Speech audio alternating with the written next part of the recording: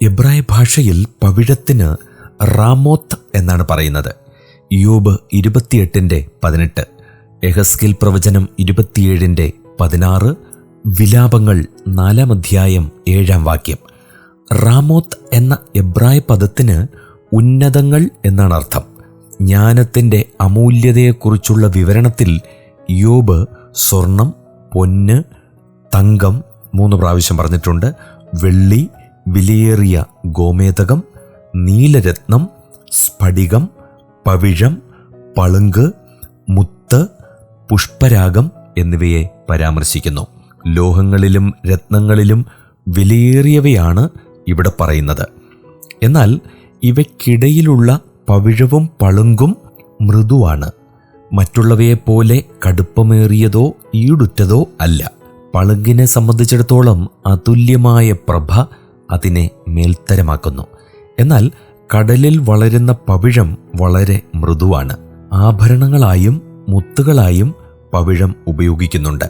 ചെങ്കടലിൽ നിന്നും മധ്യധരണ്യാഴിയിൽ നിന്നും പ്രാചീനകാലം മുതൽക്കേ പവിഴം ശേഖരിച്ചു വന്നിരുന്നു. അവ ഈജിപ്തിലെ രത്നസമുച്ചയത്തിൽപ്പെട്ടിരുന്നു. പൂർവ്വ മെഡിറ്ററേനിയൻ പ്രദേശത്ത് ഇന്നും ഒരു പ്രധാന വ്യവസായമാണ് പവിഴ ശേഖരണം. പളുങ്ക്, ക്രിസ്റ്റൽ. എബ്രായയിൽ ഗാവിഷ് എന്നാണ് പറയുന്നത്.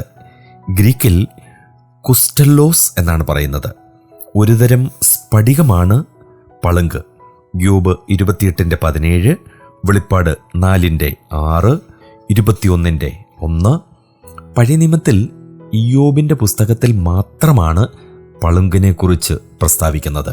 ഗാവിഷ് എന്ന എബ്രായ പദത്തിൻ്റെ പരിഭാഷയാണ് പളുങ്ക്. എന്നാൽ അത് ശരിയാണോ എന്ന് പറയുവാനുമാവില്ല. വെളിപ്പാട് പുസ്തകത്തിൽ ക്രുറ്റല്ലോസ് എന്ന ഗ്രീക്കു പദത്തെ പളുങ്കെന്ന് 2 സ്ഥാനങ്ങളിൽ തർജ്ജമ ചെയ്തിട്ടുണ്ട്. 4:6, 21:1.